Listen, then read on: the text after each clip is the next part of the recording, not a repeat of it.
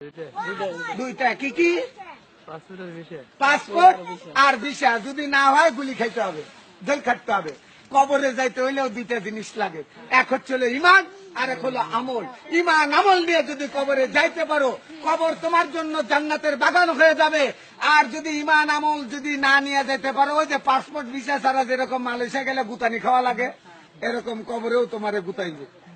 ভাইরা আমার, আল্লাহ রব্বুল আলামিন বলেছেন, যে ব্যক্তি আমার হুকুম মানে না, আমার হাবিবের তরিকায় চলে না, সেই ব্যক্তি মানুষ নামের কি? মানুষ নামের কলঙ্ক। এটা কোন জায়গায় লেখা আছে? কোরআনে, হাদিসে।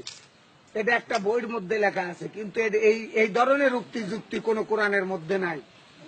ভাইরা আমার, আপনারা জানেন দিনের নবী হযরত মুহাম্মদ সাল্লাল্লাহু আলাইহি সাল্লাম ৬৩ বছর জিন্দেগিতে ৩.৫ মনের অধিক খাবার খায় নাই, আর আমরা বছরে ১০ মন চাইলেই খায় ফেলি। ভাইরা আমার, আমি শুধু একটি কথা বলতে চাই আপনাদের। সেই কথাটা হলো, মা বোন সবার আছে, স্ত্রী সন্তান সবার আছে, পিতা মাতা সবার আছে। ভাই, আমি মক্কা মদিনার ইমাম সাহেব, কিন্তু আমি মায়ের কথা শুনি না, মাকে কষ্ট দেই। আমার ইমাম সাহেবের কোনো দাম নাই, জান্নাত নাই।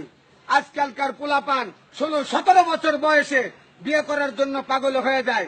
মা বিয়ে করে দেওয়ার সাথে সাথে সকিনা আর ফুলবানু পাইয়া মা বাবারে বুঝা যায়, শ্বশুর হয়ে যায় আব্বাজান, শাশুড়ি হয়ে যায় আম্মাজান, আর বাপ মা হয়ে যায় চাকর চাকরান।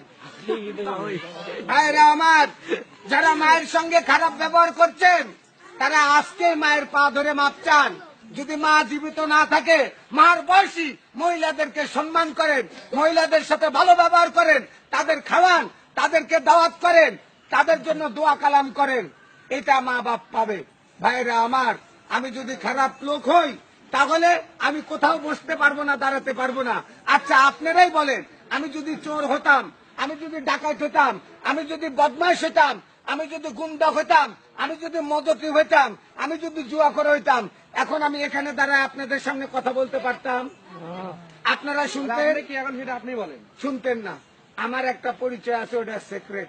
ওটাকে তোমার মতো দেওয়ার মতো লোকের মতো, তোমার মতো লোকের যদি আমার পরিচয় দেওয়া যাইতো, তাহলে আর আমার পাগল হইতে হইতো। ট্রাই টু আন্ডারস্ট্যান্ড, বোঝার চেষ্টা করো। In the event of conviction, this ticket is to be admit history ticket. My name is M.D.K. Russell. My father's name is Kundukar Musharraf Hossain. My village name is Himsori. My thana name is Ramu. My district name is Cox's Bazar. Bangladesh is our homeland. There are 64 districts in Bangladesh. How many rivers Bangladesh? It is Padma, Meghna, Jamuna. It is beautiful country. I love my country, but it is not beautiful country. It is tip of Bangladesh. Bangladesh is habit is the second nature. অভ্যাস হচ্ছে দ্বিতীয় প্রকৃতি। যে যে অভ্যাসে পরিণত হয়ে গেছে, ওই অভ্যাসটা মৃত্যুর আগ পর্যন্ত ছাড়তে পারে না। ভাইরা আমার, আমাদের দেশের সরকার ঘোষণা করে দিয়েছিল, বাংলার মানুষ, আপনারা কি 10 টাকা সের চাল খেতে চান? বাংলার মানুষ বোকা, খায়া গেল ধোকা, বলে যে চাই, কয় তাহলে আমাদেরকে ভোট দেন, আমরা 10 টাকা সের চাল খাওয়াবো। আল্লাহর কসম, 15 বছর রানিং চলতেছে সরকারের। একবার গেছে, আর একবার গেছে, আর একবার জোর করে থেকে গেছে, তাও 40 টাকা সের। সরকার কথা দিয়ে কথা রাখে না। আমি আপনাকে কথা দিয়ে কথা রাখি না, আপনি ওনাকে কথা দিয়ে কথা রাখেন না, কিন্তু আল্লাহ যে কথা বলে সে কথা রাখে কিনা ভাই?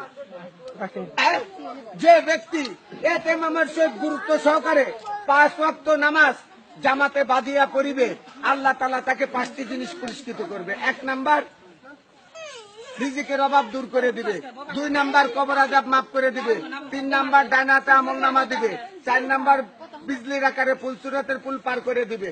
5 নাম্বার, বিনা হিসেবে নিজ জিম্মাদারিতে আল্লাহ জান্নাতে দিয়ে দিবে। ও ভাই, জান্নাতের দাম কত জানেন?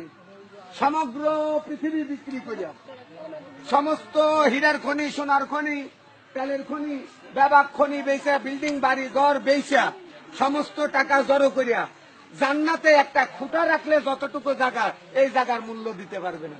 এত বড় একটা দামি জান্নাত আল্লাহ আমাকে আপনাকে দিবে। ভাই, আমার সামনে, আপনার সামনে যদি একটা কুত্তার বাচ্চা সাঁতার জানে না, ওই পানির ভিতরে পড়ে যায়, আমরা বাঁচানোর চেষ্টা করব না? ঘৃণা করব না? যদি মনুষ্যত্ব থাকে যে আল্লাহর সৃষ্টি প্রাণী, এ মরবে কেন, বাঁচানোর চেষ্টা করব। তা আল্লাহ এত সুন্দর করে এত মোহাব্বত করে তার বান্দাকে বানাইছে আগুনে পোড়ানোর জন্য কি সুখে শান্তিতে রাখার জন্য। কিন্তু এই বান্দা যদি নিজের সুখ নিজে না চায়, নিজের সুখের কাজ নিজে যদি না করে, তাহলে কারো দোষ দেওয়া যাবে না। দুনিয়ার বুকের আমি চুরি করছি, আমার শাস্তি হবে কিনা? আমি মার্ডার করছি, আমার শাস্তি হবে কিনা? হবে কিনা? হবে। হ্যাঁ, এইরকম দুনিয়াতে আল্লাহ আমাদের যে কাজের জন্য পাঠাইছে, পুরুষের দায়মি ফরজ হলো 3টা। পুরুষের দায়মি ফরজ কয়টা? 3টা। দায়মি ফরজ মানে অবশ্যই অবশ্যই পালন করতে হবে। 1 নাম্বার পাক পবিত্র থাকা, 2 নাম্বার ঈমান আমলে থাকা, 3 নাম্বার নাভির উপর হইতে আঁটুর নিচ পর্যন্ত ঢাকিয়া রাখা। দায়মি ফরজ। মেয়েদের দায়মি ফরজ 5টা, 2টা বেশি। পাক পবিত্র থাকা, ঈমান আমলে থাকা, মাথার চান্দি হইতে পার তালুয়া পর্যন্ত ঢাকিয়ে রাখা, তারপরে স্বামীর খেদমত করা, আর স্বামীর মালামাল হেফাজত রাখা। স্বামীর অর্ডার ছাড়া ভিক্ষা দেওয়া নিষেধ। আর এখনকার বৌদিরা তো স্বামীর জিনিসপত্র টোপলা বান্ধা মারবা।